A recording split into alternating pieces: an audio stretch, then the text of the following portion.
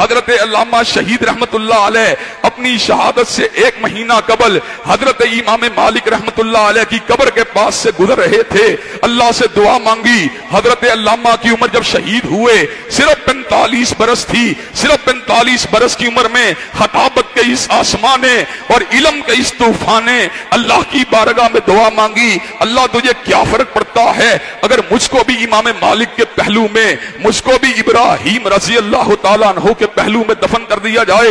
حضرات گرامی قدر، حضرت علامہ نے دعا مانگی، آنکھوں سے آنسو گرے، جنت البقیع کی وادی کے اندر آنکھوں سے آنسوؤں کو گرا کر حضرت علامہ باہر نکلے، واپس آئے، گھر ٹھہرے۔ یہ فروری کی بات ہے، مارچ کا مہینہ آیا، مارچ کے مہینے میں تقریر فرما رہے تھے۔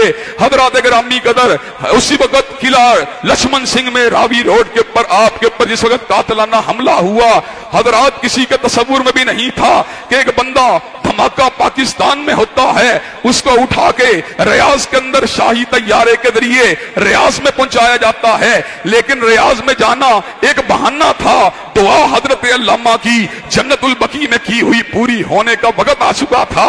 حضرات گرامی قدر، اللہ نے کیا کیا، ایک رات بھی اور ایک پورا دن بھی حضرت علامہ ملٹری ہسپتال ریاض میں زندہ نہیں رہے، ایک دن بھی پورا آپ نے زندگی کا نہیں گزارا۔ وہی علامہ جو میو ہسپتال کے بستر پر 7 دن تک موت و حیات کی جنگ کو لڑتا رہا، اس لیے کہ پاکستان میں اس کی موت کا وقت مقرر نہیں تھا۔ اس نے دعا مانگی تھی، اللہ میں مدینہ میں آنا چاہتا ہوں، اگر پاکستان میں انتقال ہو جاتا، اگر پاکستان میں موت ہو جاتی تو یہ دعا تشنا رہ جاتی۔ لیکن اللہ جب اپنے بندے کی سنتے ہیں، اسباب کو پیدا فرما دیتے ہیں۔ طیارہ آپ کے علاج کے لیے آپ کو ریاض لے کے نہیں گیا، بلکہ طیارہ آپ کو جنت البقیع میں تدفین کے لیے ریاض کو لے کے جا رہا تھا۔ آپ کی دعا صرف 1 دن تک تشنا رہی۔ آپ فجر کے وقت جس دن وہاں پہ پہنچے تھے، اگلی صبح فجر کے وقت 24 گھنٹوں کو پورا کرنے سے قبل آپ کی حالت بگڑتی چلی گئی۔ آپ نے جام شہادت کو نوش کر لیا۔ ان کے والد اور میرے دادا نے ایسے عالم میں یہ بات کہی، میں نے اپنے بیٹے کو پاکستان واپس لے کے نہیں جانا، میں نے اس کو مالک کے پہلو میں، میں نے اس کو نافع کے پہلو میں، میں نے اس کو حضرت ابراہیم کے پہلو میں نے اس کو عثمان ذی النورین کے پہلو میں دفن کرنا ہے۔